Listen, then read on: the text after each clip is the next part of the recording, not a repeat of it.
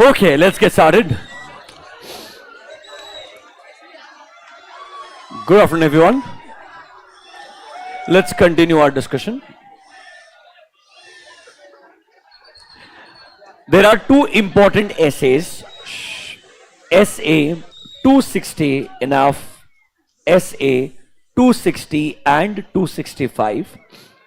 They have been included in the intermediate syllabus for the first time. Old syllabus में उनके बारे में बिल्कुल भी जिक्र नहीं था. Rather, उसके पहले वाला जो सिलेबस था वहां जरूर उन्होंने एटलीस्ट एक इंट्रोडक्शन लिख के रखा था 260 एंड 265 का, but in the old syllabus they had removed it completely. In this new syllabus for which exams are going to start from May 24 onwards, ये दोनों एसेस को पहली बार डिटेल में इंटरमीडिएट के सिलेबस में इंक्लूड किया है. आज तक इन पे जो क्वेश्चंस पूछे गए हैं वो स्ट्रिक्टली सीए फाइनल में आए हैं एंड ये एसेस सबसे कॉमनली पूछे गया करते थे in your CA final exams.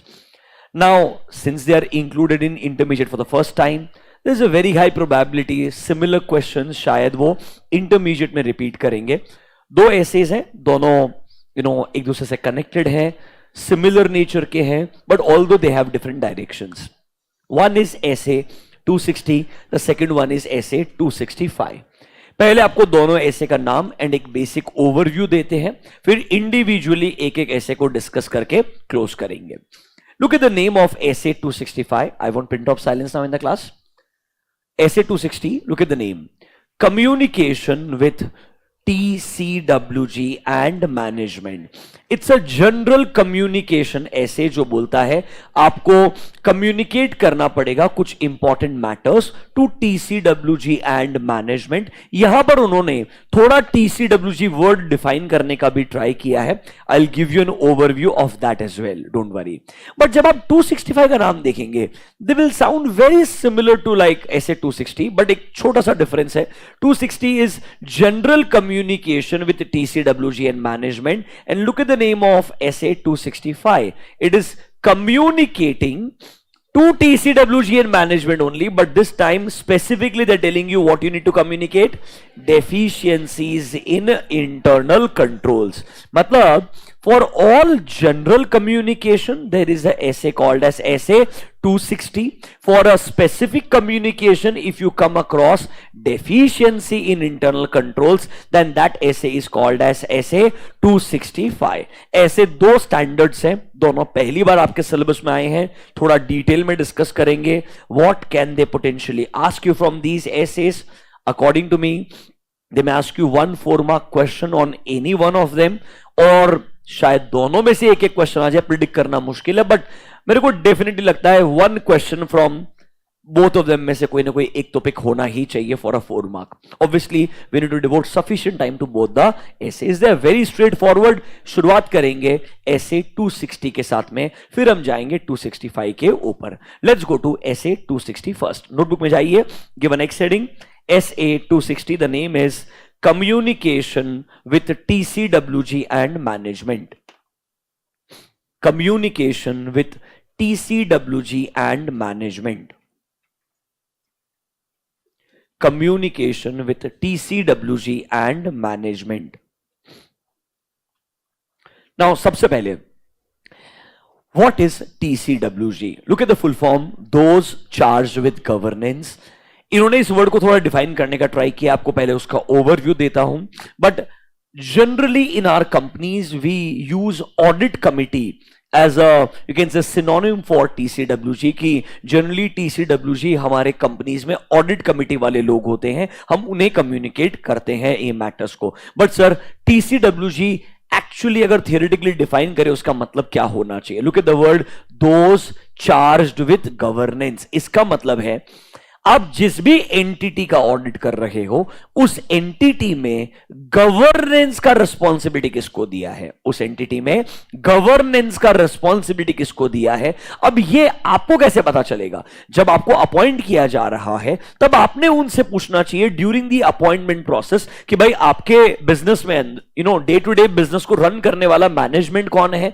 फिर सर उसके अलावा is there a separate supervisory board, is there a separate audit committee, committee, is there a separate you can say executive committee, कोई गवर्नेंस अथॉरिटी एग्जिस्ट करता है क्या, ये आपने company के अपॉइंटिंग अथॉरिटी से पूछना चाहिए कि आपके ऑर्गेनाइजेशन में कोई सेपरेट अथॉरिटी एग्जिस्ट करती है, कमिटी एग्जिस्ट करती है, जिन्हें शायद हमें ये चीजें कम्युनिकेट करनी होगी। ये हम जनरली समझने का ट्राई करते हैं जब हमें अपॉइंट किया जाता है। अब ये बता रहा है ये बहुत मुश्किल है कि बोलना हमेशा कंपनी का डायरेक्टर ही टीसीडब्ल्यूजी होगा। Sometimes it can be directors, sometimes it can be trustees, sometimes it can be family owned business. तो आपके जो फैमिली के ओनर्स हो सकते हैं वो प्लस अदर थर्ड पार्टीज मिलके कमिटी फॉर्म कर दे जो शायद इस कंपनी के गवर्नेंस के लिए रेस्पॉन्सिबल होगा। मतलब सर एक टीसीडब्ल्यूजी में कौन इन्वॉल्व होगा, ये हर बिजनेस टू बिजनेस क्या होगा, वेरी होगा। आपको कंपनी के बिजनेस को रन करने वाले लोगों से ही पूछना पड़ेगा आप लोगों के इधर अलग अलग स्ट्रक्चर्स क्या है। Is there a simple called as management and there is something called as overall BOD. तो ओवरऑल बीओडी में से कुछ लोग मैनेजमेंट के पार्ट होंगे एंड कुछ लोग कोई कमिटी के पार्ट होंगे, जिस कमिटी का नाम आप कुछ भी रख सकते हो। हम लोग कंपनीज एक्ट में उस कमिटी को बोलते हैं ऑडिट कमिटी। क्या बोलते हैं? Audit committee. मतलब हर बार ऑडिट कमिटी ही टीसीडब्ल्यूजी होगा जरूरी नहीं है, ये सामने वाले के बिजनेस के स्ट्रक्चर पे डिपेंड करता है। सर अभी अज्यूम कीजिए मैं टीसीडब्ल्यूजी कौन है वो तो समझ गया, I will give you the note also, आप पढ़ा देंगे आपको, डोंट वरी। अभी के लिए अज्यूम करो सर कंपनी में टीसीडब्ल्यूजी कौन है वो तो मेरे को समझ गया। In case of normal companies it's going to be audit committee under section 177। मैं कम्युनिकेट क्या करूंगा sir and why communication is required, 260 का ओवरव्यू देता हूं सुनिए। जनरली अगर एक कंपनी में ऑडिट कमिटी है, हम एग्जांपल लेते हैं लिस्टेड कंपनी का।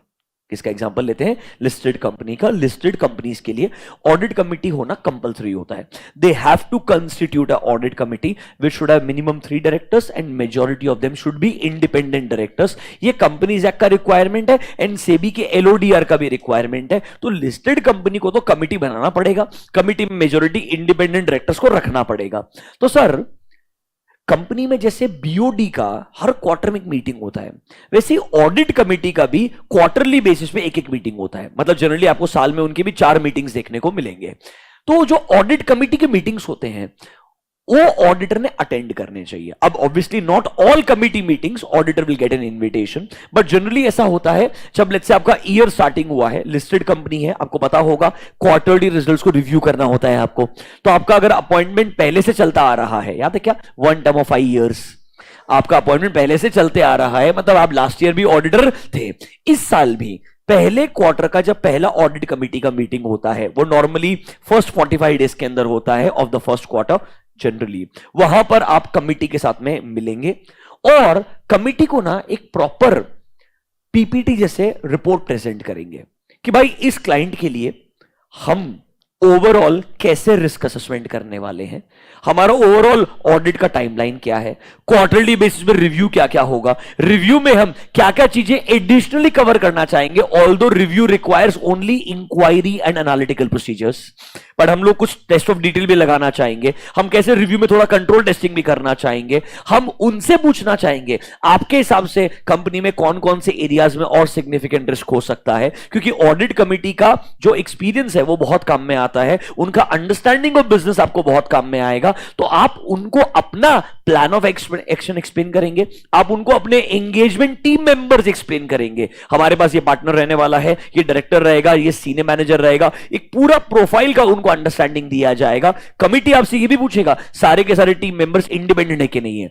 उनके रिगार्डिंग वो आपसे एडिशनल डॉक्यूमेंट्स एंड अंडरटेकिंग भी मांग सकता है, क्योंकि लिस्टेड कंपनी में इंडिपेंडेंस बहुत इंपॉर्टेंट होता है एंड ऑडिट कमिटी को कंपल्सरी चेक करना होता है कि हमारा ऑडिट टीम जो है, हमारा जो ऑडिट टीम है वो क्या होना चाहिए, independent as well as ethical भी होना चाहिए। तो हम ऑडिट कमिटी के मीटिंग को अटेंड करके एक प्रॉपर पीपीटी प्रेजेंटेशन देते हैं कि हम कैसे इस एंटिटी का audit over entire year complete करेंगे, कैसे रिपोर्ट बना के देंगे, हमारी एडिशनल रिस्पॉन्सिबिलिटीज क्या क्या होगी, हम किसी एक्सपर्ट का इस्तेमाल करने वाले हैं या नहीं है, हम ब्रांच ऑडिटर्स वगैरह का काम यूज कैसे करेंगे, ये सब कुछ आपने उनको उस कमिटी में प्रेजेंटेशन देना चाहिए। तो कैन आई से कम्युनिकेशन टू ऑडिट कमिटी में नंबर 1 होता है हमारा ऑडिट का प्लान कैसे होगा, हम एग्जीक्यूट कैसे करेंगे, उसके बारे में उन्हें अवेयरनेस देंगे।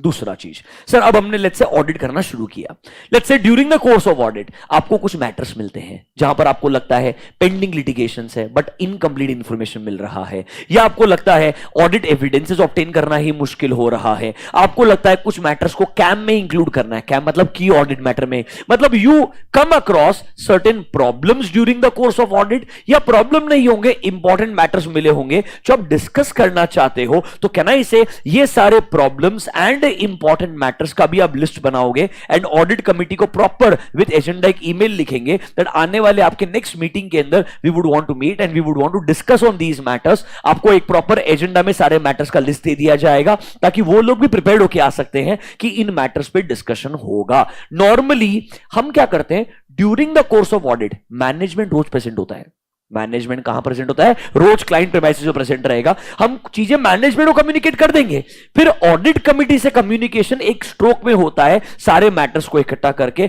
एंड ऐसा भी हो सकता है कि मैनेजमेंट से कम्युनिकेशन ऑलरेडी हो चुका है, अब बाद में आप किसे बता रहे हैं, टीसीडब्ल्यूजी को बता रहे हैं, दैट इज ऑडिट कमिटी को बता रहे हैं, बिकॉज ऑडिट कमिटी के जो लोग हैं वो डे टू डे बेसिस में क्लाइंट प्रीमाइसेस पे प्रेजेंट नहीं रहेंगे, वो कुछ पीरियोडिकली मीटिंग के लिए प्रेजेंट रहेंगे, पर जो कंपनी का मैनेजमेंट है वो रोज रहने वाला है, उससे तो आप रेगुलरली डिस्कस करेंगे ही करेंगे। Is that clear to you?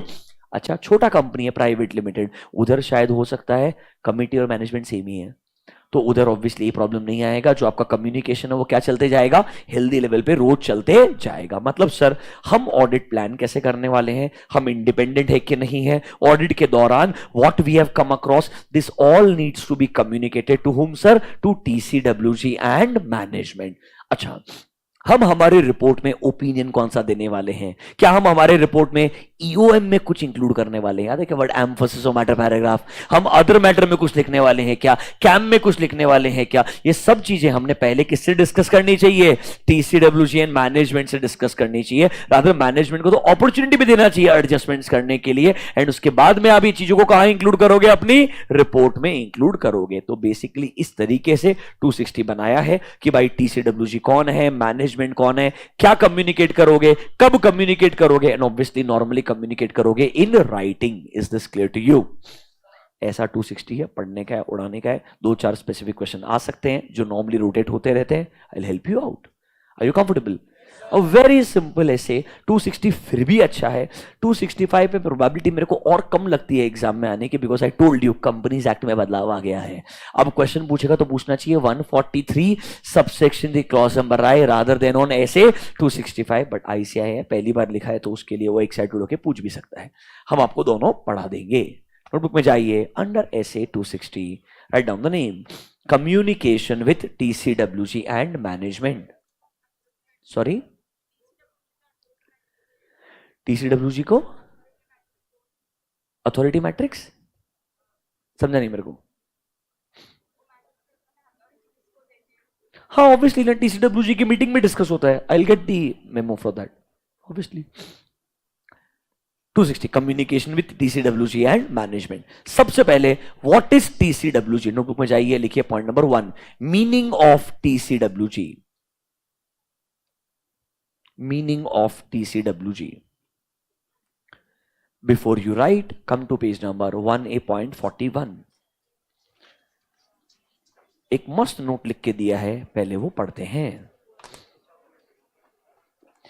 TCWG normally क्या हो सकते हैं, आई देयर 1A.41 मस्त मेरे साथ रीड कीजिए, 2-3 पॉइंट लिख के उड़ाएंगे फटाफट से। सबसे पहला लाइन देखिए, सर द पर्सन्स और ऑर्गेनाइजेशंस जिनको रेस्पॉन्सिबिलिटी दिया है for overseeing the strategic direction of the entity, and उन्हें ऑब्लिगेशन भी दिया है for the accountability of entity, मतलब बिजनेस के लिए सारे इंपॉर्टेंट डिसीजंस ये लोग लेने वाले हैं, और बिजनेस में कुछ गड़बड़ हुआ तो उसके लिए ऑब्लिगेशन या अकाउंटेबिलिटी भी किनका रहेगा, इन लोगों का रहेगा। वो लोग नॉर्मली क्या कहलाते हैं, टीसीडब्ल्यूजी, मतलब those charged with governance, governance मतलब given the power and given the responsibility, किस चीज का, to run the business properly and to ensure कि बिजनेस में कोई प्रॉब्लम्स नहीं होने चाहिए। रिमेंबर टीसीडब्ल्यूजी बिजनेस चलाता नहीं, उसके लिए रिस्पॉन्सिबल होता है, तो टीसीडब्ल्यूजी कंपनी के मैनेजमेंट को अपॉइंट करेगा जो ढंग से काम करेगा। गलती मैनेजमेंट की हुई तो लाइबिलिटी किसकी आएगी, टीसीडब्ल्यूजी की भी आएगी। Is this clear to you?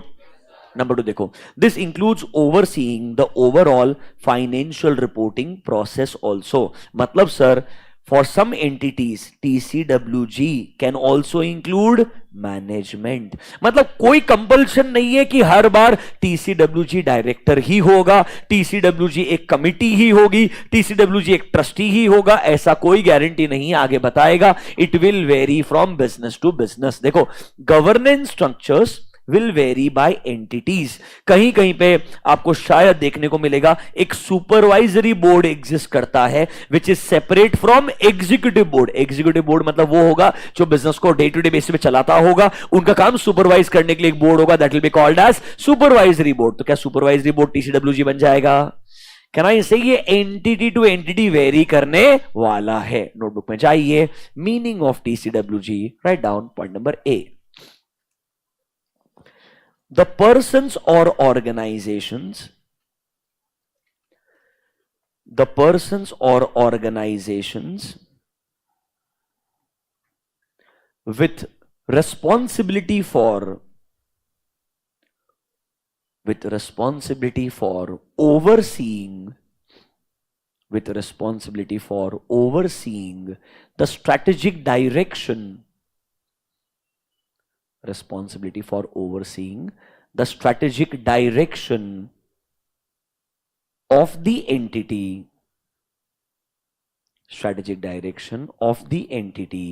and obligation related to accountability of entity,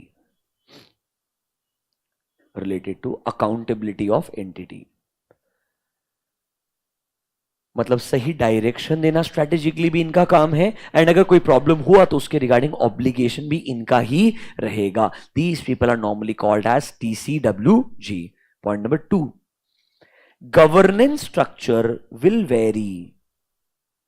point number B, meaning ही लिख रहे हो टीसीडब्ल्यूजी का। Governance structure will vary from entity to entity. For example, in some entities,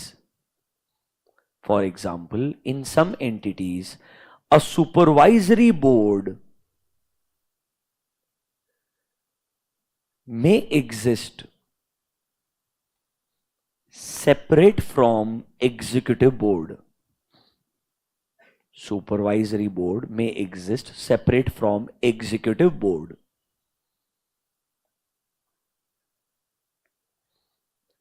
full stop. इसी में continue करना। In other entities both supervisory and executive functions, in other entities both supervisory and executive functions can be performed, both supervisory and executive functions can be performed by a single board.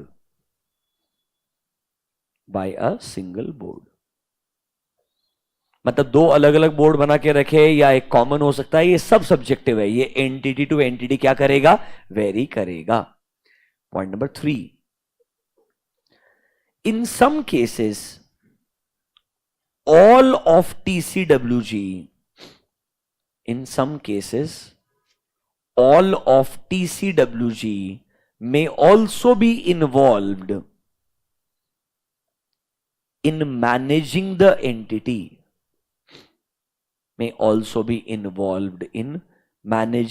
entity, full stop. However, as per Companies Act,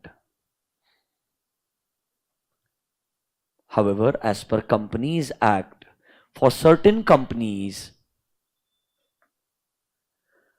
a separate audit committee,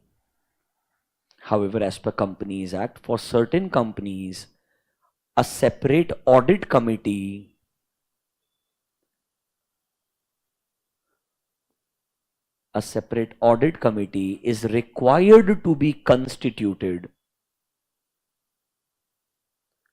A separate committee is required to be constituted other than management. Other than management. क्या आपको basic meaning of TCWG समझा क्या? Basically उसके पास कोई answer नहीं है, ये हर company to company very करेगा। तो तुमको किसको पूछना पड़ता? जिसने अपॉइंट किया उसको पूछना पड़ता। तुम्हारे इधर भाई कौन कौन है, कौन किसका क्या रिस्पॉन्सिबिलिटी ओवरऑल समझना पड़ेगा। Is that clear to you? एक और लिखने का जरूरत है क्या? हाँ चलो लिख लो, एक पॉइंट और लिख लो। अरे therefore full stop. Point number 4, auditor should discuss and agree. Therefore, auditor should discuss and agree. Auditor should discuss and agree with the engaging party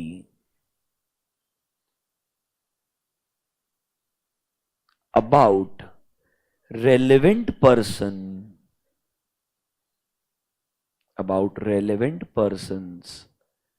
with whom to communicate. Relevant persons with whom to communicate. जब appoint कर रहे हैं तभी पूछ लीजिएगा कि भाई हमें किससे नॉर्मली कम्युनिकेट करना होगा regarding these matters. Is the meaning of TCWG clear to you?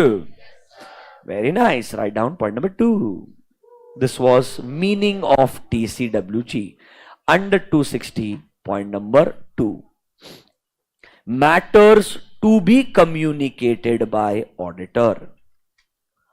Matters to be communicated by auditor. Matters to be communicated by auditor. क्या क्या कम्युनिकेट करेंगे सर? एक लिस्ट बनाते हैं, बहुत आसान से है। Matters to be communicated, write down point number A. Auditor shall communicate. Auditor shall communicate with TCWG. Auditor shall communicate with TCWG that they are responsible. With TCWG that they are responsible to form an opinion on financial statements. That they are responsible to form an opinion on financial statements which are prepared by the management, which are prepared by the management with the oversight of TCWG. With the oversight of TCWG. And sentence continue करना, and such opinion does not relieve the management. Such opinion does not relieve the management or TCWG, does not relieve the management or TCWG of their responsibilities. Does not relieve the management or TCWG of their responsibilities. Sir इसके लिए 1 number मिलेगा क्या? हाँ, उन्हें बताने का मेरा काम क्या है? चुपचाप से ओपिनियन देने का। किसके ऊपर? Financial statement. जो बनाएगा कौन? मैनेजमेंट। चेक कौन करना चाहिए? टीसीडब्ल्यूजी ने इंश्योर करना चाहिए कि फाइनेंशियल स्टेटमेंट कैसा है, बराबर है। मैंने ओपिनियन दिया, इसका मतलब तुम दोनों रिस्पॉन्सिबल नहीं हो, ऐसा नहीं बोल सकते हैं। Is matter number A clear to you? Right down matter number B. बहुत आसान है, ऑलरेडी जब आपको ओवरव्यू दिया ऐसे तभी खत्म हो गया भाई, ऐसे ओवरव्यू में खत्म हो चुका था। वो तुमको क्या है, वो 4 मार्क का आंसर लिखना आता नहीं है, वो तुमको राइटिंग प्रैक्टिस कराना पड़ता है। तो अभी क्या है, पहले दिन से लेकर के लास्ट तक वही कर रहा है जिंदगी में मैं। Under matters point number B. Point number B, auditor shall communicate with TCWG। मैंने धीरे बोला तू। Auditor shall communicate with TCWG about his planned about his planned scope and timing of audit.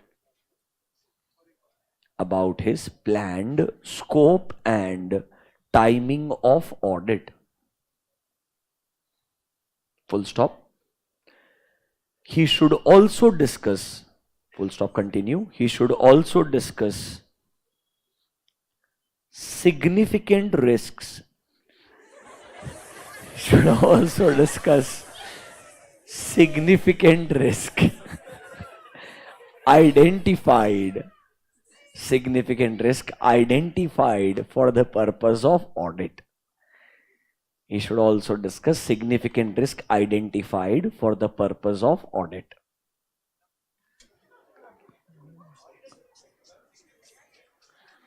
Significant risk identified for the purpose of audit. कोई बात नहीं बेटा, it's okay, control.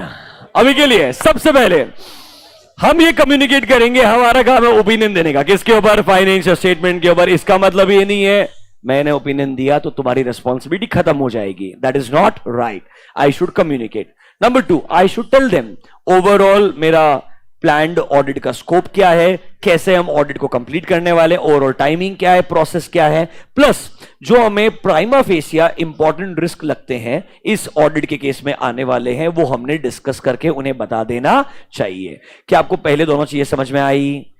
Simple से 2 matters है जो हमने कम्युनिकेट करने चाहिए। Matter number 3, significant findings from the audit. Significant findings from the audit. Matter number 3, significant findings from the audit.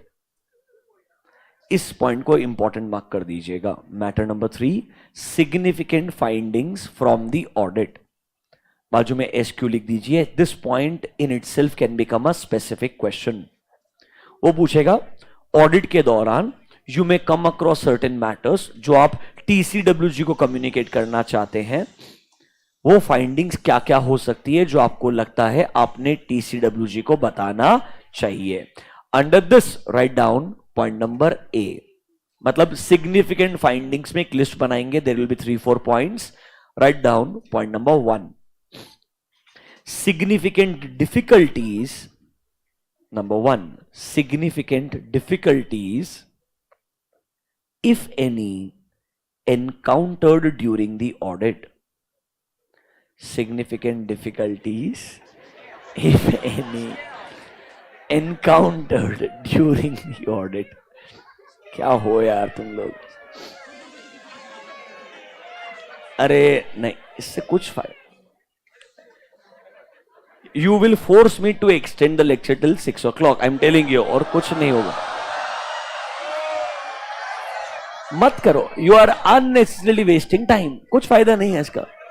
जो आपको significant difficulties encounter हुई है, communicate करना।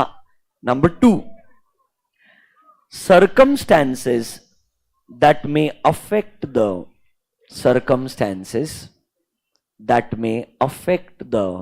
form and content. Circumstances that may affect the form and content of auditor's report. That may affect the form and content of auditor's report. For example, matters to be included. For example, matters to be included as per 701, matters to be included as per SA 701, 705 and 706, क्योंकि इनकी वजह से आपका audit report बदलने वाला है, तो ये मैटर्स हमें उन्हें बताने पड़ेंगे। Right down point number 3, auditors views about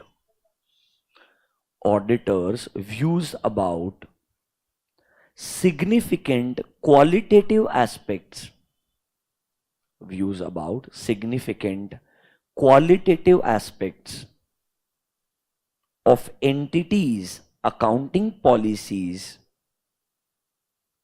qualitative aspects of entities accounting policies, comma, disclosures or accounting estimates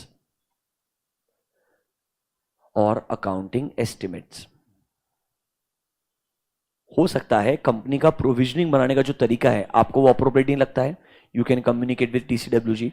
आपको लगता होगा कि कोई कंटिंजेंट लायबिलिटी है, उसका जो डिस्क्लोजर मैनेजमेंट ने प्रोवाइड किया है वो इनअप्रोप्रिएट है, इससे क्लियर पिक्चर नहीं आता है, मे बी डिस्क्लोजर और बेहतर होना चाहिए। अगर आपको कंपनी के अकाउंटिंग प्रैक्टिसेस के अराउंड कुछ क्वालिटेटिव एस्पेक्ट पे अपना व्यू शेयर करना है तो आपने टीसीडब्ल्यूजी से शेयर करना चाहिए। जनरली वहां पर अगर उनका पॉइंट ऑफ व्यू भी उसके अराउंड नेगेटिव आए तो शायद आप 705 की तरफ जा सकते हैं, बट मे बी उनसे डिस्कस करने के बाद शायद मैनेजमेंट उन चीजों को अडेप्ट भी कर ले, एक्सेप्ट भी कर ले। इस point number 3 clear to you? Right down point number 4। हम अभी तक सिग्निफिकेंट फाइंडिंग्स की ही लिस्ट बना रहे हैं, वहां 3 पॉइंट लिखे हैं। Number 4, unless all of TCWG are involved in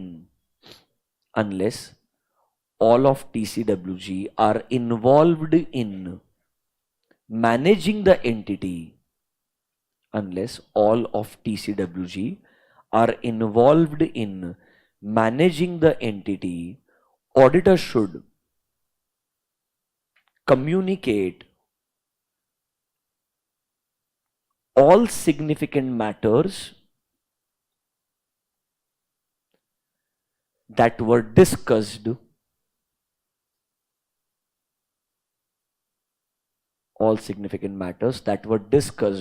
with the management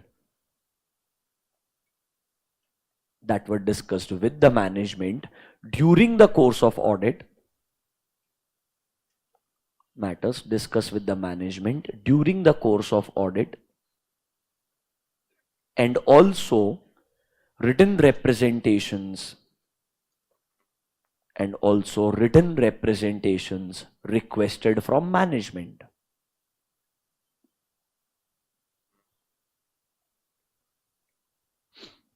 Written representations requested from management।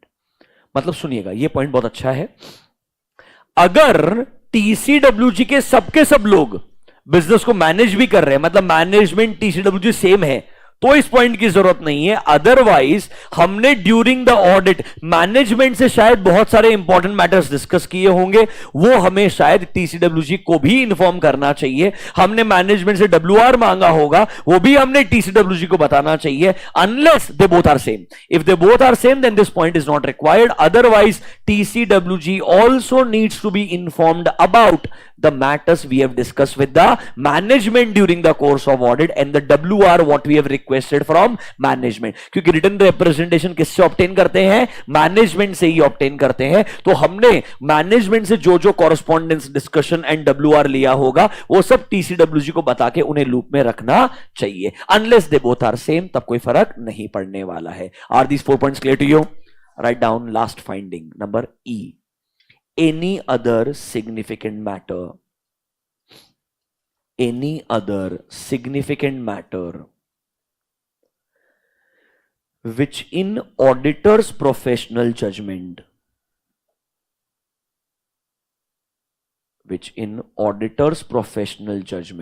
is relevant to be discussed with TCWG। relevant to be discussed with TCWG।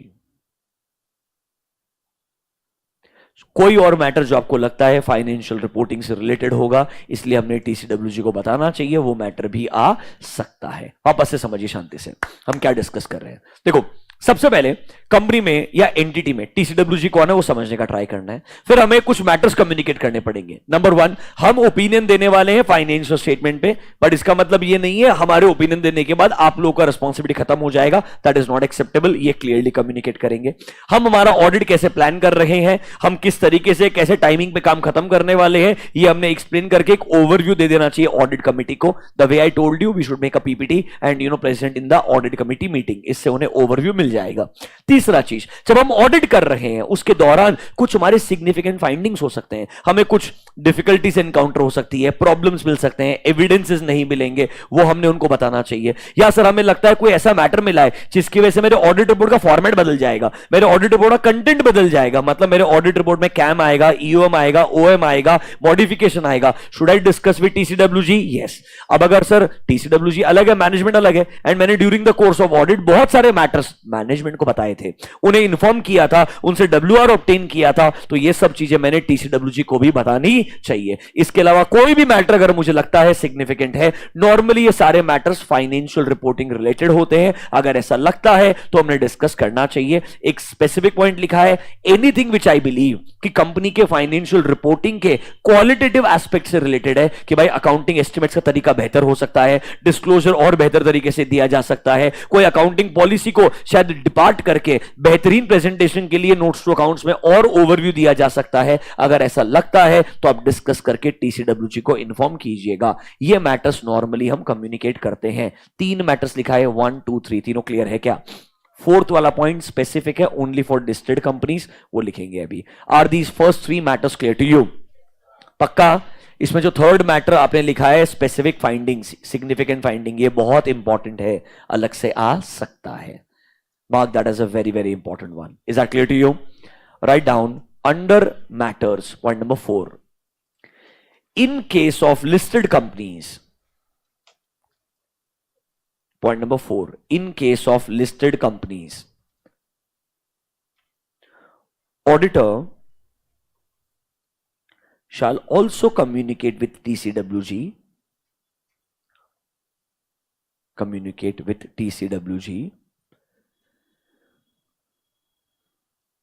a statement that should also communicate with TCWG, a statement that audit firm and the engagement team have complied with relevant ethical requirements,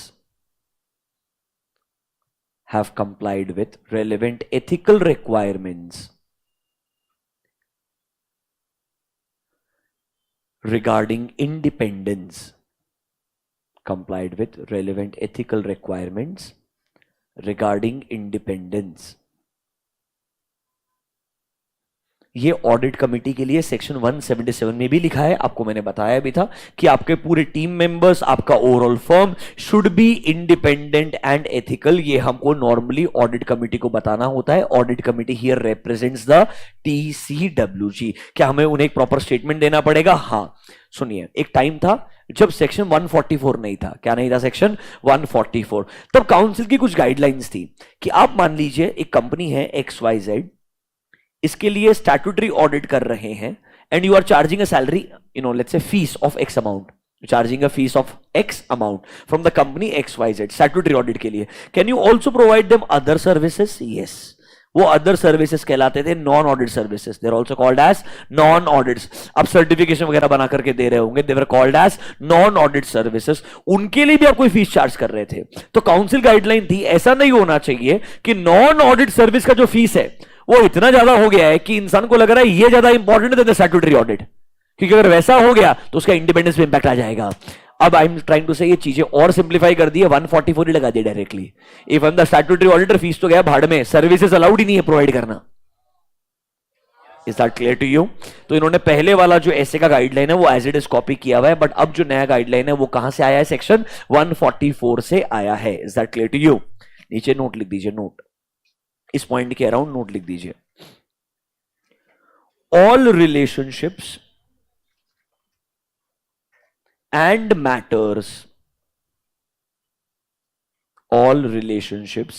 matters between the firm, comma network firm,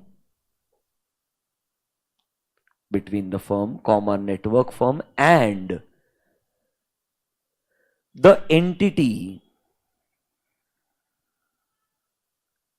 entity which may impact which may impact independence,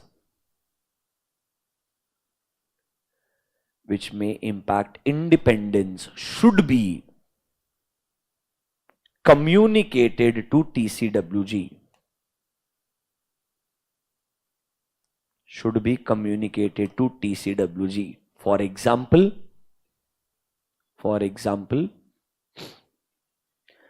total fees charged for audit,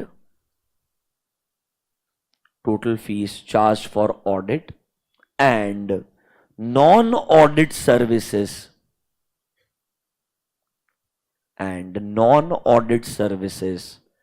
if any, provided by the firm,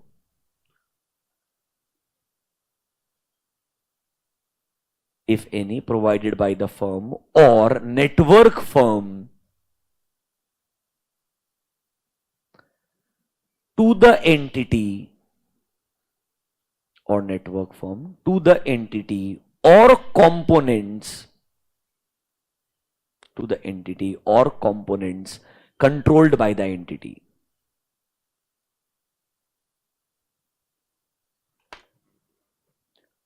सुनिए, EY doing statutory audit of a company XYZ for the same company. Audit के लिए मैं कितना fees charge कर रहा है, and audit के अलावा कोई परमिटेड सर्विसेज में सर्टिफिकेशन वगैरह दे रहा होगा, उसका फीस कितना है. प्रॉपर बाइफर्केशन क्लियरली विजिबल होना चाहिए. The major component is your statutory audit, इसीलिए वो दूसरे फीस की वजह से आपके इंडिपेंडेंस में कोई इंपैक्ट आ ही नहीं सकता है.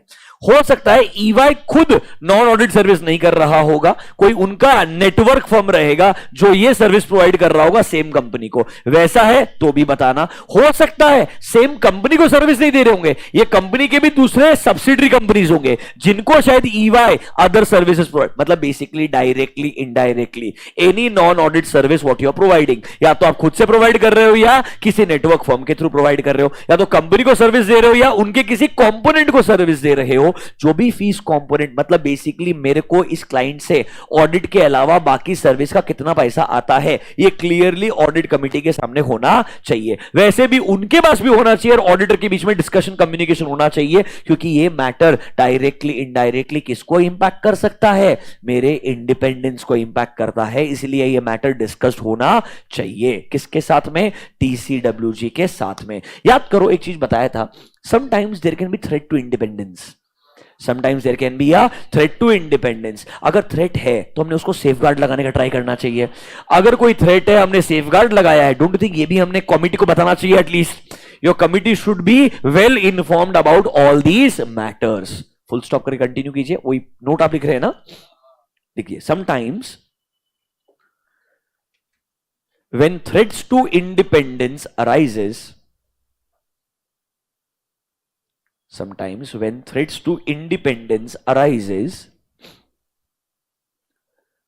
auditor may implement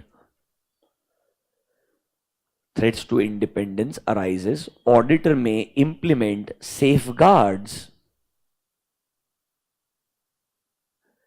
to eliminate or reduce such threats. Auditor may implement safeguards to eliminate or reduce such threats. Then these matters should also be communicated. These matters should also be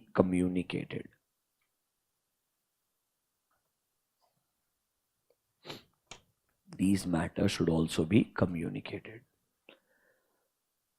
इस पूरे ऐसे में एक ही important चीज है, communicate क्या करना है, किसको करना है, वो तो TCWG एंड मैनेजमेंट ही है. उसमें TCWG क्या हो सकता है वो आइडेंटिफाई किया, व्हाट वी कम्युनिकेट पूरे मैटर्स का डिटेल में लिस्ट दिया.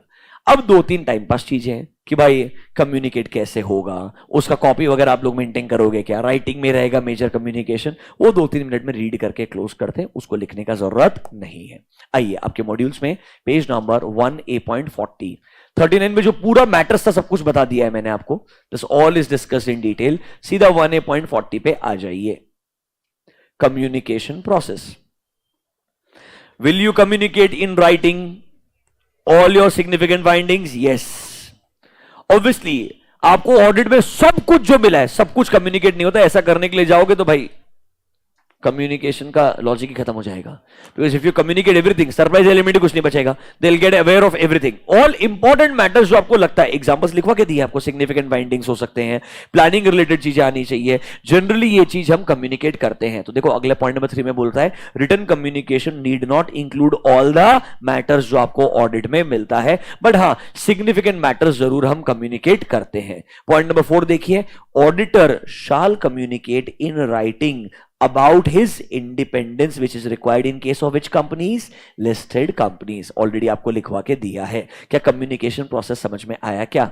कुछ नहीं, राइटिंग में देना है, सब कुछ राइटिंग में देने का जरूरत नहीं होता है, बट इंडिपेंडेंस इंपॉर्टेंट है, वो राइटिंग में देना चाहिए। Adequacy of communication process, obviously communication process should be two way.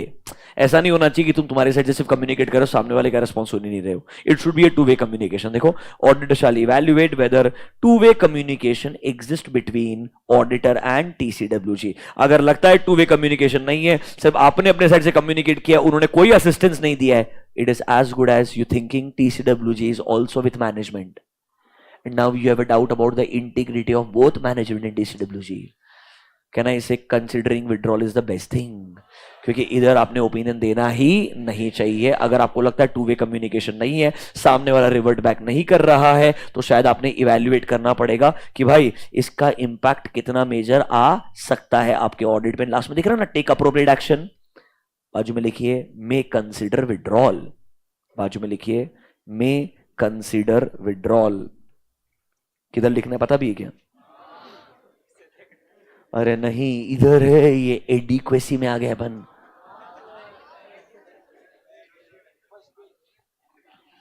बच्चों कम्युनिकेट हो गया है, अभी प्रॉब्लम दूसरा है, ये वन वे कम्युनिकेशन है, वो सामने वाले का रिस्पॉन्स नहीं आ रहा है, इसलिए डर लग रहा है। समझ रहे हो क्या मेरा बात?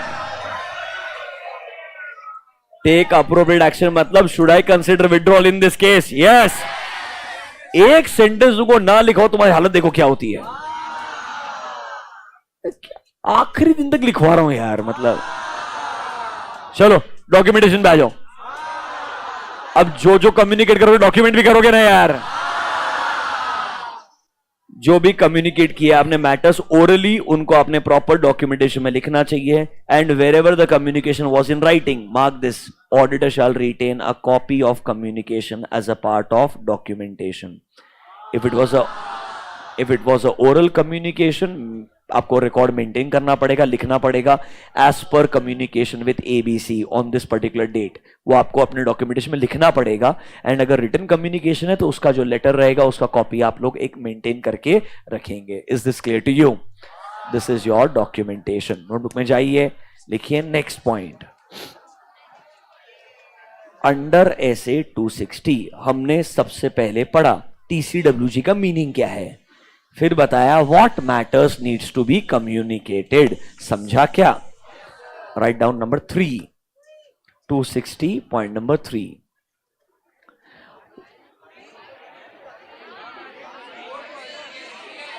ये पॉइंट नंबर 3 है। पहला मीनिंग था, दूसरा मैटर्स था, बोला भी।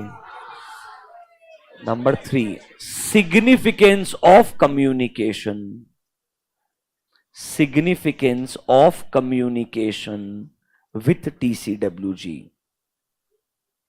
significance of communication with TCWG।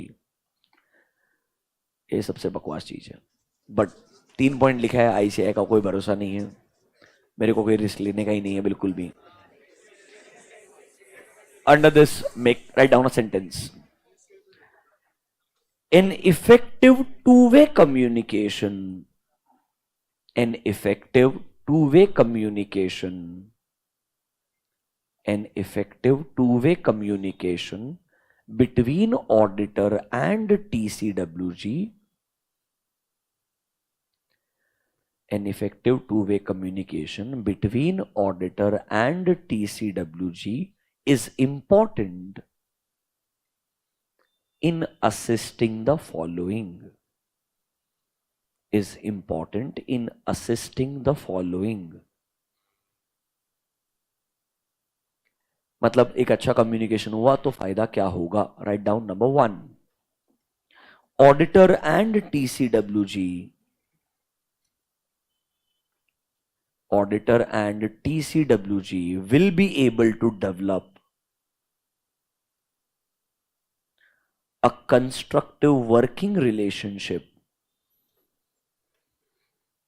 Will be able to develop constructive working relationship while maintaining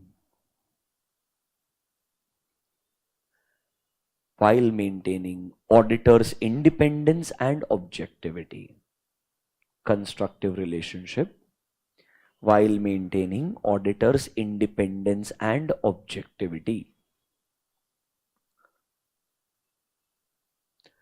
to way communication रहेगा तो एक तरीके से आपको भी अगर कोई प्रॉब्लम आ रहा है आप डायरेक्टली रीच आउट कर सकते हैं. And if they believe there are certain areas जहां पे ऑडिटर ने और कॉन्शियस हो जाना चाहिए तो ये चीजें एक दूसरे को टाइमली बेसिस पे बता के आप हेल्प कर पाएंगे. सो एक अच्छा कंस्ट्रक्टिव वर्किंग रिलेशनशिप बन जाएगा जिसका इंपैक्ट दोनों पे नेगेटिव नहीं आएगा. Number 2, this will help the auditor. This will help the auditor in obtaining relevant information. This will help the auditor in obtaining relevant information from TCWG. In obtaining relevant information from TCWG. वो relevant information बहुत easily obtain कर पाएगा because of a good to way communication. अब TCWG को फायदा क्या होगा? वो अपना फाइनेंशियल रिपोर्टिंग का जो काम है ओवरसाइट करने का वो बढ़िया से कर पाएंगे. Right down. Number 3, TCWG will be able to fulfill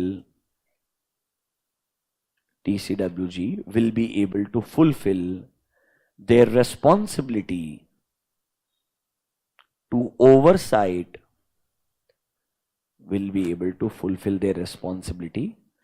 oversight financial reporting process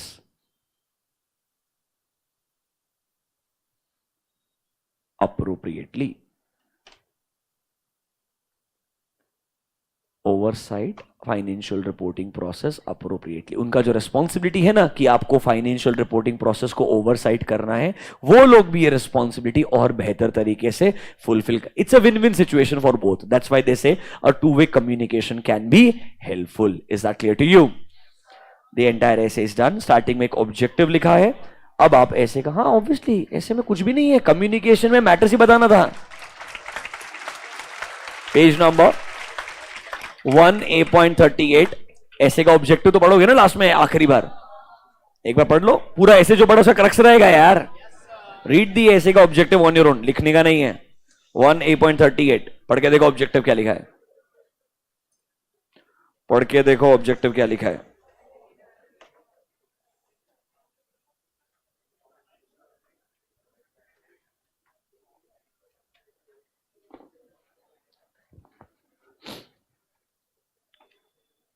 You will be able to communicate with TCWG. What, sir? Plan, scope and timing. You will be able to obtain information from them. अरे वो सारे जो आपने लिखा है उसका summary है पूरा का पूरा. It will promote a effective two-way communication. And sir, जो भी significant findings वगैरह रहेंगे आप उनको बता पाएंगे. उनके responsibility of financial reporting process वो बेहतर तरीके से कर पाएंगे. मतलब आपके matter and point number 3 को merge करके objective. समझा क्या? टाइम पास एकदम पढ़ सकते हो ना ऑब्जेक्टिव. पक्का हर ऐसे का ऑब्जेक्टिव ऐसा ही होता है. जो आपने पूरे ऐसे का क्रक्स पढ़ा है वो आप इंक्लूड कर सकते हैं. दिस इज योर ऐसे 260. Nice. Let's go to the next one. I had told you. और अगला वाला उससे भी छोटा ऐसे है यार. I told you 5 o'clock is 5 o'clock man. क्या ब्रेक यार. बहुत आसान से ऐसे है यार. मतलब नोटबुक में जाइए. Given next heading SA 265. Next heading SA 265. The name is communicating deficiencies. Name is communicating deficiencies in internal controls, communicating deficiencies in internal controls to TCWG and management. Communicating deficiencies in internal controls to TCWG and management.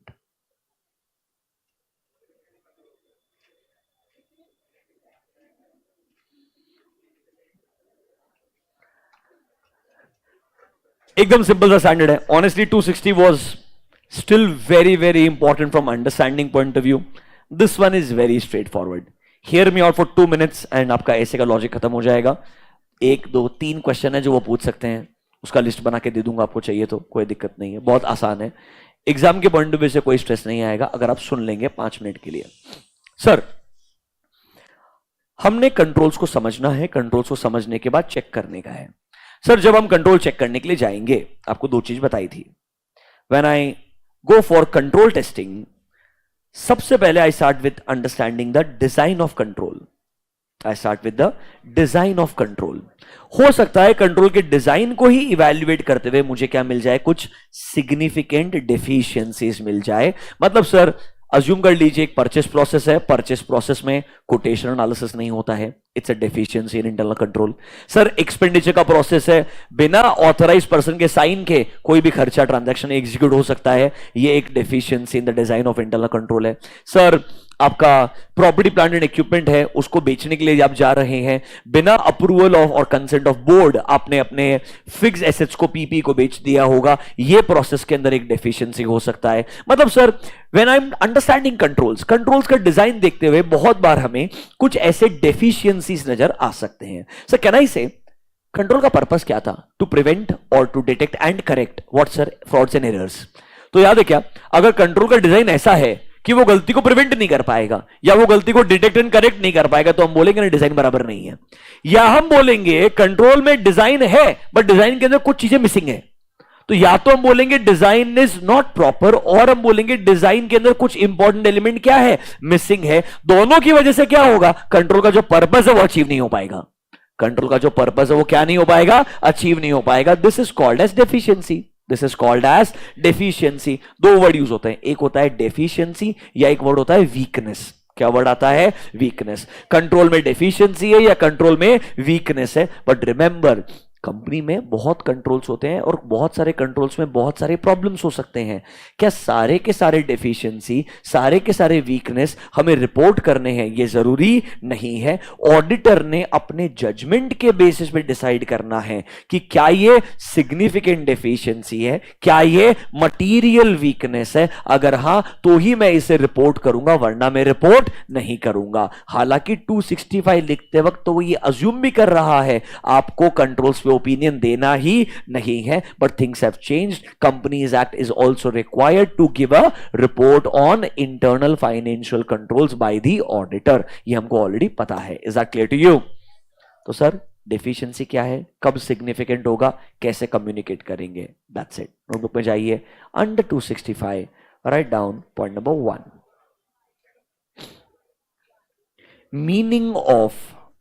Meaning of deficiency in internal control.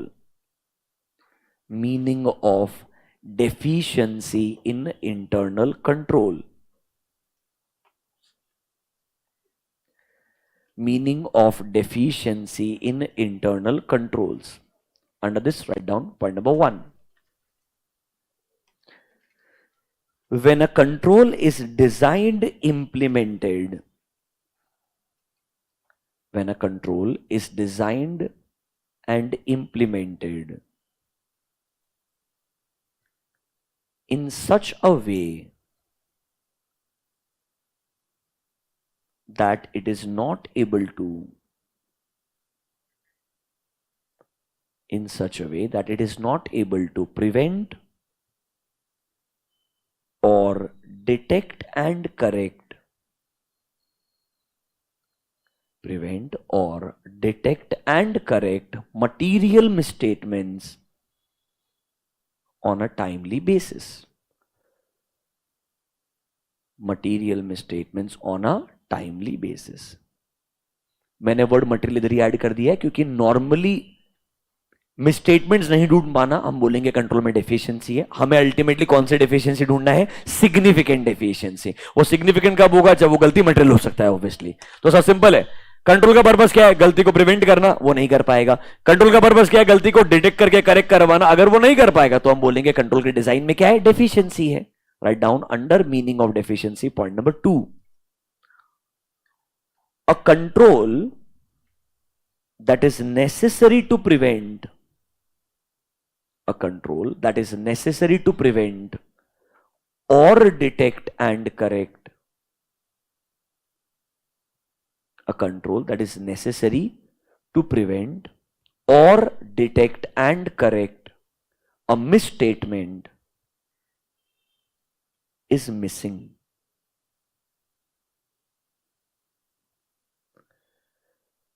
या तो control है पर वो ढंग से काम नहीं कर सकता है क्योंकि उसका डिजाइन बराबर नहीं है, या सर कंट्रोल एग्जिस्ट ही नहीं करता है, मतलब सर प्रोसेस होगा, प्रोसेस में एक आध स्टेप मिसिंग रहेगा, प्रोसेस में एक आध स्टेप क्या रहेगा? मिसिंग। मतलब सर सिंपल चीज है, या तो वो स्टेप्स बराबर नहीं है या वो स्टेप्स डिजाइंड ही ढंग से नहीं है, मतलब या तो स्टेप एग्जिस्ट ही नहीं करता है या वो एग्जिस्ट करता है बट आई बिलीव वो शायद गलती को प्रिवेंट या डिटेक्ट नहीं कर पाएगा। तो दोनों केस में हम बोलेंगे कंट्रोल के डिजाइन में क्या है? डेफिशिएंसी है। हमें कौन सा डेफिशिएंसी में इंटरेस्ट है? Significant deficiency. This was meaning of deficiency. देखो point number 265, number 1 was meaning of deficiency. अब लिखेंगे point number 2, significant deficiency. Number 2, significant deficiency, dash करके लिखिए। अ डेफिशिएंसी और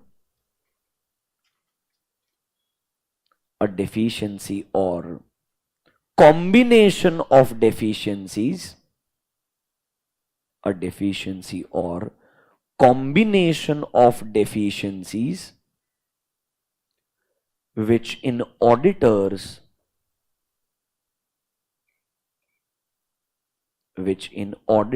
professional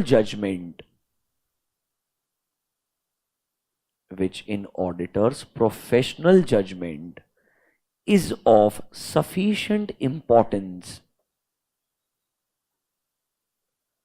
Auditor's professional judgment is of sufficient importance to merit the attention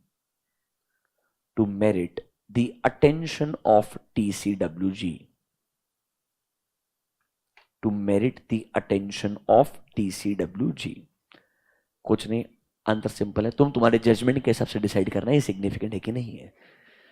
it can be a single deficiency और a combination, जिसकी वजह से आपको लगता है भाई ये सिग्निफिकेंट है, तो आप किसे कम्युनिकेट कर देना? TCWG को। नॉर्मली ये डिसीजन डिपेंडेंट होता है, can a misstatement can become a material. If it can become a material misstatement तो हम नॉर्मली उस डेफिशिएंसी को क्या बोल देंगे? सिग्निफिकेंट डेफिशिएंसी बोल देंगे। Is the meaning of deficiency and significant deficiency clear to you? 265 में आपको बोलता है कम्युनिकेट करना है किसको? TCWG को। क्या? Significant deficiency. तो पहली डेफिशिएंसी क्या है? या तो सर कंट्रोल में एक स्टेप मिसिंग ही है, या कंट्रोल में स्टेप्स हैं पर हमको लगता है वो ढंग से प्रिवेंट या डिटेक्ट गलतियों को नहीं कर पाएंगे, तो हम बोलेंगे there are deficiencies. When a combination of deficiency और individual deficiency is of really good importance and we believe TCWG को पता होना चाहिए, तो ये डेफिशिएंसीज हमारे लिए क्या कहलाएंगे? सिग्निफिकेंट डेफिशिएंसी कहलाएंगे। Point number 3, process to communicate. Significant deficiencies to TCWG. Process to communicate significant deficiencies to TCWG. Number 1, auditor shall communicate in writing. Auditor shall communicate in writing to TCWG. Communicate in writing to TCWG on a timely basis.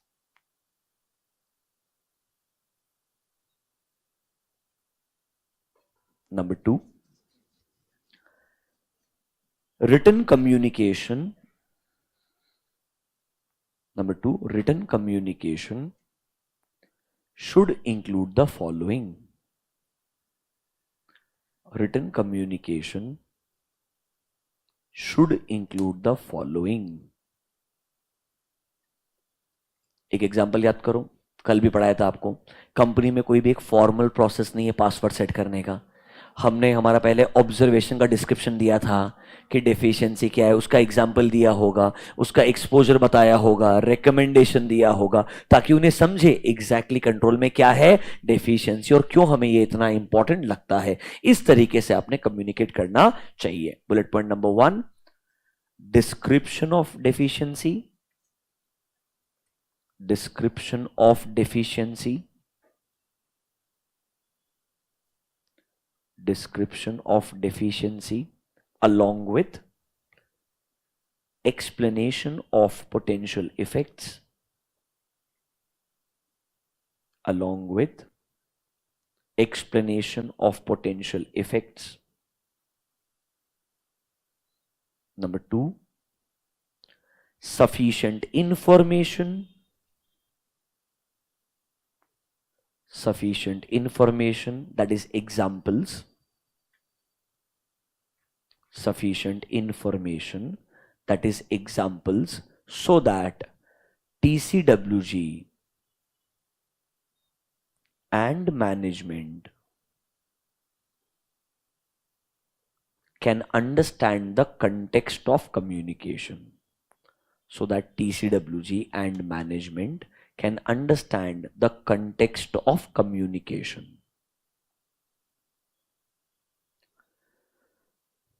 मतलब sir deficiency क्या है, describe करना, थोड़ा उसका effect समझाना, कुछ एक आध एग्जाम्पल देना ताकि वो समझ पाए एग्जैक्टली इस एरिया में ये प्रॉब्लम है जिसका ये इफेक्ट आ सकता है. इससे उन्हें एक्चुअली में वो डेफिशिएंसी का इंपॉर्टेंस समझ में आएगा.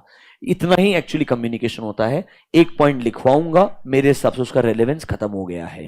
Write down a special note, एक नोट लिख दीजिए. आपका जो कम्युनिकेशन है उसमें इतने ही पॉइंट्स अज्यूम कर लीजिए, सिर्फ उस कम्युनिकेशन के नीचे एक नोट लिख दीजिए. Auditor should explain that the purpose of his audit,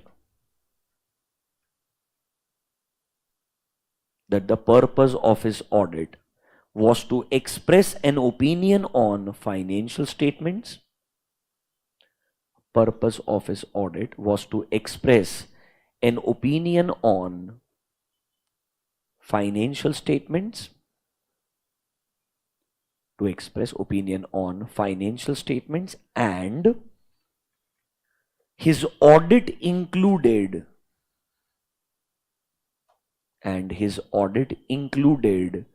consideration of internal controls, and his audit included consideration of internal controls, not for expressing an opinion on, not for expressing an opinion on effectiveness of internal controls. Not for expressing an opinion on effectiveness of internal controls.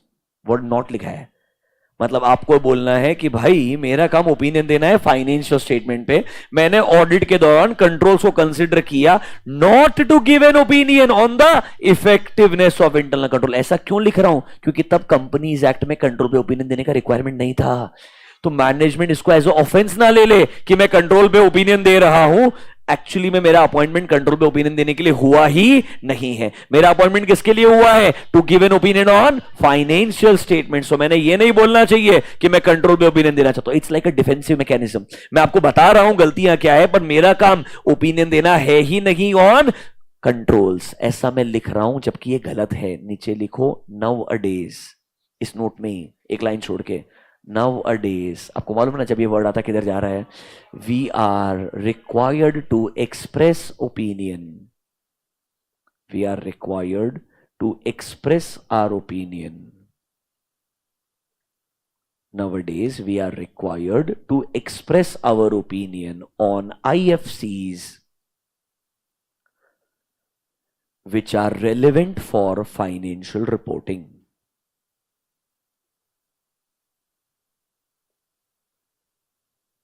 Which are relevant for financial reporting under section 143, subsection 3, clause number I. क्या आपको communication क्या करना है समझा क्या? आपकी शक्ल देख के लग रहा है आप मुझे आगे नहीं सुनने वाले हो। देखो, दो चीजें पढ़ानी तो है, खत्म तो नहीं हुआ है। तुम डिसाइड करो अभी क्या करना है। तुम मेरे कंट्रोल से बाहर आ चुके हो यार। देखो, है तो बहुत आसान, मतलब लिटरली इट्स लाइक 10-15 मिनट सुनोगे हो जाएगा। तुम्हारा शक्ल इतना बुरा हो गया ना, पर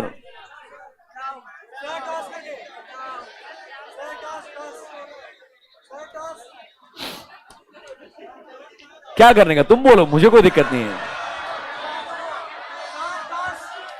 जस्ट 10 मिनट्स आई थिंक, मतलब बहुत ज्यादा धक्का मारो तो 15 मिनट, मतलब उससे ज्यादा कुछ नहीं हो सकता है। बट 265 पूरा खत्म हो जाएगा। सोचो,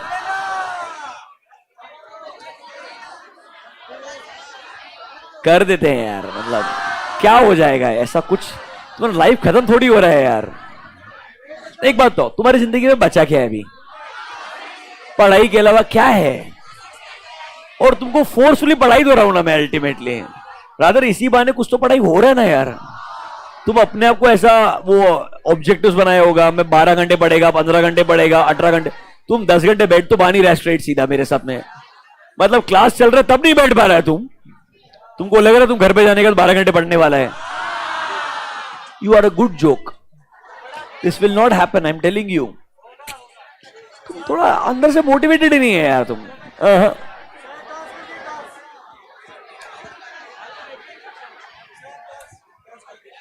चलो, मेरे को लगता है तुम थोड़ा एक्साइटेड हो, खत्म कर देते हैं। अरे 2 चीजें पढ़ाने का यार, ऐसा उड़ाएंगे ना पता भी नहीं चलेगा तुमको।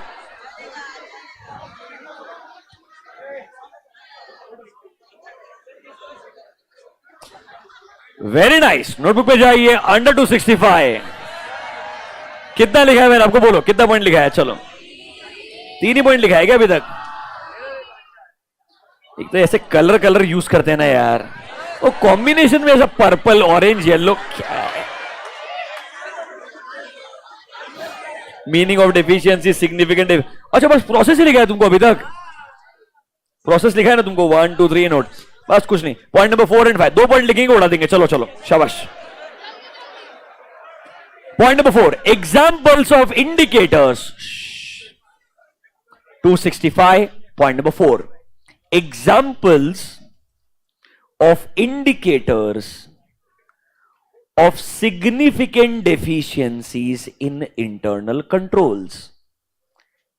Examples of indicators of significant deficiencies in internal controls. मतलब सर एग्जाम्पल्स दीजिए कि कंट्रोल के अंदर क्या क्या सिग्निफिकेंट डेफिशिएंसीज हो सकते हैं। बट सुनिए, इसमें एक वर्ड आगे ऐड किया है, इंडिकेटर। मतलब ऐसे सरकमस्टेंसेस जो हमें इंडिकेट करते हैं कि सिग्निफिकेंट डेफिशिएंसी हो सकता है। मतलब ये एक तरीके से फैक्टर्स हो गए जो हमें हेल्प करेंगे आइडेंटिफाई करने में कि कौन से कंट्रोल में हो सकता है significant deficiency. And trust me, the examples are on point, very very logical. आप 2-3 एग्जाम्पल मेरे साथ रीड कीजिए, आपको एकदम ही लॉजिकल साउंड करेगा कि भाई अगर ऐसा हो रहा है मतलब डेफिनेटली कंपनी के कंट्रोल्स में सिग्निफिकेंट प्रॉब्लम्स हो सकता है। Page number 1A.45, let's read along with me. Let's read number 1। Sir, there are indications that there are significant transactions जिसमें मैनेजमेंट खुद फाइनेंशियली इंटरेस्टेड है एंड टीसीडब्ल्यूजी उन्हें स्क्रूटनाइज ही नहीं कर रहा है। That means management is trying to enter into transactions as per their own convenience, मतलब उनसे ही कनेक्टेड एंटिटीज होंगी। For example, raw material purchase कर रहा होगा सप्लायर से, सप्लायर के अंदर मेजर स्टेक किसी डायरेक्टर का होगा, एंड रॉ मटेरियल के लिए प्राइस पे कर रहा होगा which is more than the market price. And TCWG is fine with this. They are not even scrutinizing anything. Can I say TCWG and management दोनों मिलकर के ही एक तरीके से कंट्रोल्स को ओवरराइड कर रहे हैं. Can I say it's an indicator controls reliable नहीं होने वाले, वहां significant deficiency हो सकता है. दूसरा चीज very common, you identify management frauds. And आपको लगता है ये फ्रॉड जो आपका कंट्रोल है वो प्रिवेंट ही नहीं कर पाया. कंट्रोल लगाया क्यों था कि फ्रॉड होना नहीं चाहिए, या फ्रॉड अगर हुआ तो डिटेक्ट होना चाहिए. मतलब you come across certain frauds which are not prevented by controls nor they are detected by controls. Basically control को लगाया ऐसा है कि मैनेजमेंट के फ्रॉड बाहर नहीं आने चाहिए, बाकी फ्रॉड चलता है. तो can I say indirectly controls are being manipulated by management. Sir company में रिस्क असेसमेंट का प्रोसेस ही नहीं है. मतलब याद है कि गोइंग कंसर्न के लिए कंपनी के मैनेजमेंट ने प्रिलिमिनरी रिस्क असेसमेंट करना चाहिए कि मेरे बिजनेस में क्या क्या प्रॉब्लम आ सकता है. तो कंपनी में रिस्क असेसमेंट का प्रोसेस एग्जिस्ट ही नहीं करता है. वो कभी रिस्क को आइडेंटिफाई एंड असेस खुद के लिए करते ही नहीं है. उन्हें लगता है गोइंग कंसर्न प्रॉब्लम आ ही नहीं सकता है. मतलब या तो प्रोसेस नहीं है या प्रोसेस है पर उसको फॉलो नहीं करते हैं. So either there is no process for risk assessment or there is a process but management says it's on paper. Who follows this process? If this is the attitude of management, मतलब जो control लगा भी लिए है ना उनका कोई फायदा नहीं है. या तो पॉइंट नंबर 2 में बोल रहा है रिस्क असेसमेंट का प्रोसेस ही नहीं है, या अगर प्रोसेस है तो वो क्या है, मार्क द वर्ड, इनइफेक्टिव है. मतलब मैनेजमेंट बिल्कुल भी रिस्क असेसमेंट करने में इंटरेस्टेड नहीं है. मतलब उनके बिजनेस में प्रॉब्लम है कि नहीं ये वो खुद ढूंढने में इंटरेस्टेड नहीं है. इसका मतलब क्या है, प्रॉब्लम हो ही सकता है. Is that clear to you? अगला वाला सुनिए. आपने कंपनी के मैनेजमेंट को बताया हमें लगता है भाई ये रिस्क के लिए कंट्रोल एग्जिस्ट नहीं करता है, आपने कंट्रोल लगाना चाहिए. आपने पिछले कुछ सालों में ये रिकमेंडेशन भी दिया, आपने बोला ये रिस्क एग्जिस्ट करती है जिनके लिए कंट्रोल्स नहीं है या कंट्रोल्स वीक है, इन्हें आप इंप्रूव कीजिए. मैनेजमेंट ने कोई एक्शन नहीं लिया, ना तो वहां कंट्रोल्स को इंप्रूव किया ना नए कंट्रोल्स को लगाया. Can that clearly means to say management doesn't care about control? That means the control environment entirely is corrupt. Yes और नो? कैन आई से इससे डाउट आएगा ना कि कंपनी के अलग अलग एरियाज में क्या हो सकता है, सिग्निफिकेंट डेफिशिएंसी हो सकती है. देखिए evidence of an ineffective response to identified risk. Management detected, misstatements are detected by the auditor's procedures जो ना तो प्रिवेंट हो रहे हैं ना डिटेक्ट हो रहे हैं. मतलब कंट्रोल्स काम नहीं कर रहे हैं. एंड सर ऐसा लग रहा है मैनेजमेंट शायद पूरा फाइनेंशियल स्टेटमेंट का जो प्रोसेस है वही ढंग से ओवरसी नहीं कर रहा है. ये लिटरली इतना एक्सट्रीम लिखा है. अगर ऐसा है ना तो मेरे हिसाब से कम्युनिकेशन नहीं, विड्रॉ, वो विड्रॉल का कम्युनिकेशन करना पड़ेगा. समझा क्या मेरा बात? ये इतने एक्सट्रीम लिखे हैं, नॉर्मली इतने एक्सट्रीम केसेस आपको मिलने नहीं चाहिए. कुछ इसमें से हो सकते हैं. मेरे हिसाब से 2 मिनट स्पेंड कीजिए. सब के सब बहुत आसान से पॉइंट है. अगर आप सारी लिस्ट बना के नहीं भी लिखेंगे तब भी आपके दिमाग में अगर ये एक बार समझ जाएगा तो आप आंसर लिख पाएंगे. 2 मिनट स्पेंड कीजिए, एक बार इन पॉइंट्स को रीड कीजिए. हम रेफरेंस देके क्लोज करेंगे. 1A.45 एग्जाम्पल्स ऑफ इंडिकेटर्स जहां पर आपको लगता है शायद कंट्रोल में सिग्निफिकेंट डेफिशिएंसी हो सकता है.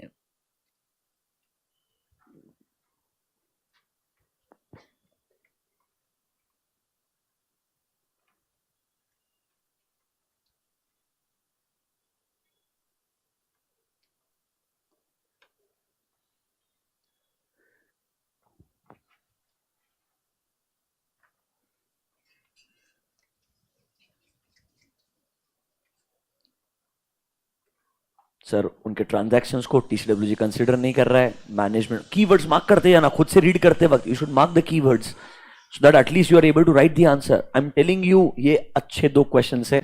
आप थक गए हो इसलिए छोड़ मत दो, बिकॉज उनके लिए बहुत अच्छा लॉजिकल पॉइंट्स है 4 मार्क के पूछने के लिए. इतने पॉइंट लिखे वो मत 4 मार्क के लिए पूछ लेगा आपसे. आई नो ऐसे है.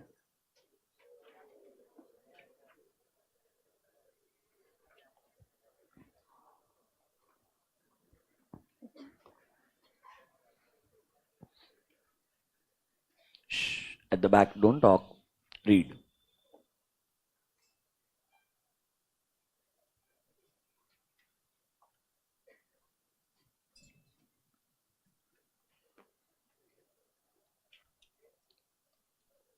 लिखवा दो आपको शॉर्टकट के अंदर फटाफट से. लिखवा देता हूं. 2 मिनट लगेगा यार. Very nice. Right down number 1. Write down number 1. Shortcut लगाएंगे. Absence of risk assessment process. Absence of risk assessment process in the entity. Absence of risk assessment process in the entity. मतलब process है ही नहीं. Number 2, evidence of ineffective risk assessment process. Evidence of ineffective risk assessment process.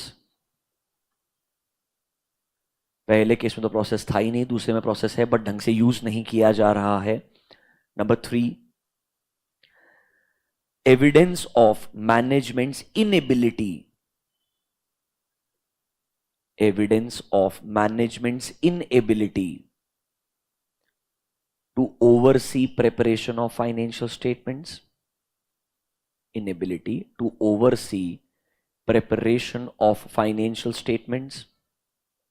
मतलब वो अपना जो basic responsibility वही ढंग से फुलफिल नहीं कर पा रहे हैं. Next, management fails to implement.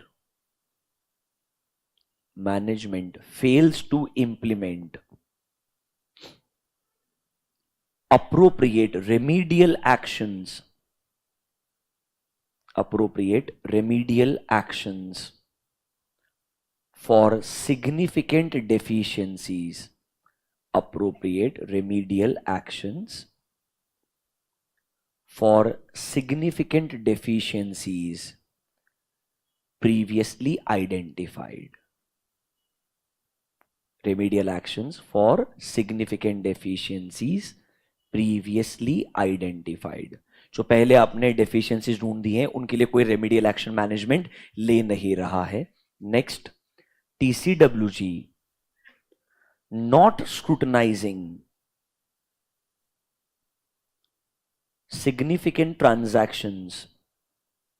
TCWG not scrutinising significant transactions in which management's financial interest is involved. In which management's financial interest is involved. मतलब कुछ ऐसे ट्रांजैक्शंस है जहां पे मैनेजमेंट का खुद का फाइनेंशियल इंटरेस्ट इन्वॉल्व है बट टीसीडब्ल्यूजी उन्हें स्क्रूटनाइज नहीं कर रहा है. ये क्लासिक इंडिकेटर्स है कि कंपनी में क्या होंगे, सिग्निफिकेंट डेफिशिएंसीज होंगे. तो हमने इनको बहुत सीरियसली लेते हुए आइडेंटिफाई करना चाहिए और फिर आगे बढ़ना चाहिए. Last one. अरे 2 ही चीज बोला था पहले यार, हर 2 मिनट में तुमको अलग अलग चीजें. लास्ट, एग्जाम्पल्स ऑफ, चलिए आखिरी हेडिंग लिखिए. Examples of matters. Examples of matters that auditor may consider. Example of matters. Example of matters that auditor may consider before determining whether a deficiency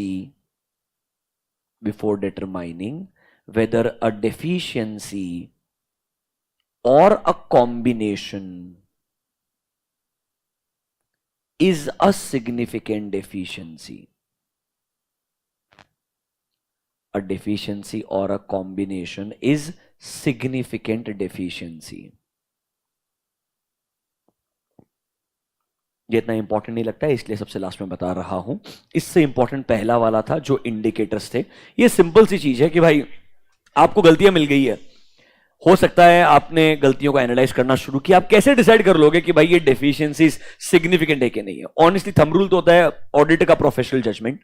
उसके अंदर अगर आपको लगता है ये डेफिशिएंसी की वजह से कभी ना कभी मटेरियल में स्टेटमेंट आ सकता है तो हम बोलते हैं ये डेफिशिएंसी क्या है, सिग्निफिकेंट है. नॉर्मल थंब रूल सिंपल सा ये बात बोलता है. वैसे ही कुछ मैटर्स के एग्जांपल्स दिए हैं, कुछ कीवर्ड्स को मार्क कर लीजिए. यहां पर भले अगर आप ना लिखें, नोटबुक का रेफरेंस दे देंगे तो भी चल जाएगा. आइए पेज नंबर 1A.45.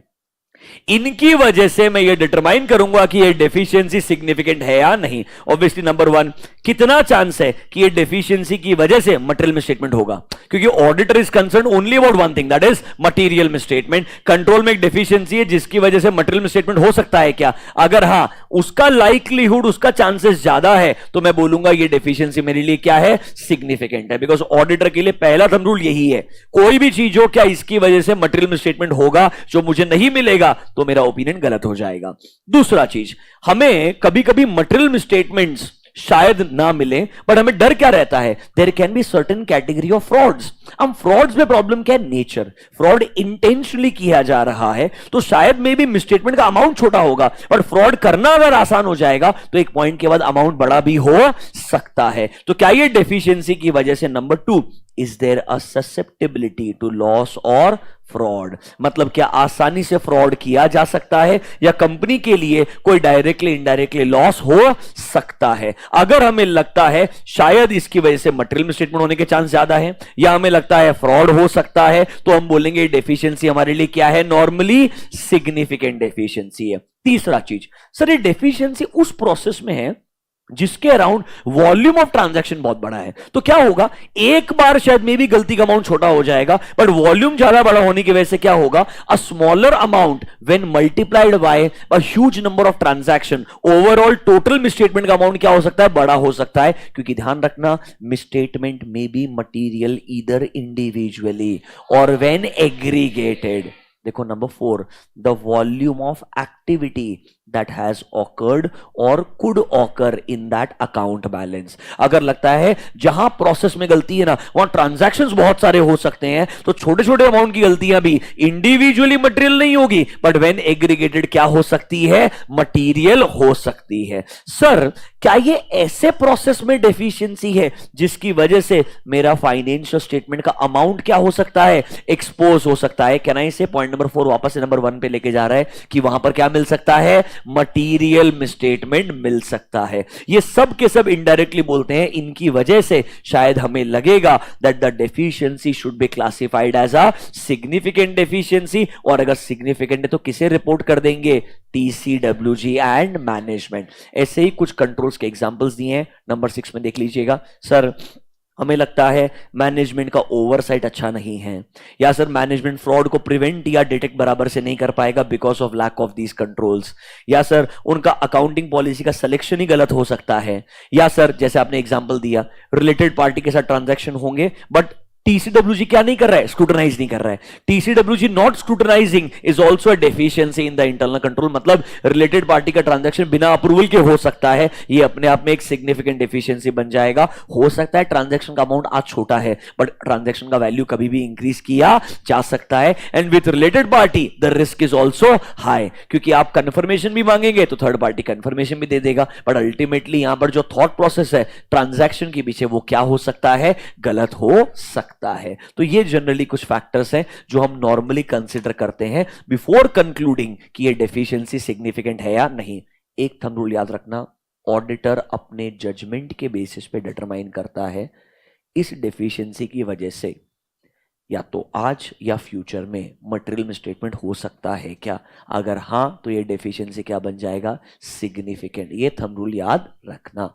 नोटबुक में जाइए, लिखिए refer page number 1A.45 1A.45। I think my meaning of deficiency is done, examples of matters are done, indicators are done, how do we communicate the process is done, and why communication is necessary। उन्हें पता होना चाहिए भाई उनके business में क्या हो रहा है, इसलिए ताकि वो लोग भी अपना रिस्पॉन्सिबिलिटी बराबर से फुलफिल कर पाएंगे। Good. We are done with essay 260 and 265 both. That's all for today in auditing. Strategic management का revision of chapter 1 I will start at 6 o'clock. If you believe you have a capacity, sit. Else, go ahead and continue with whatever you have in life. Are we good? Tomorrow we meet again at 11:15 and the process continues. Enjoy.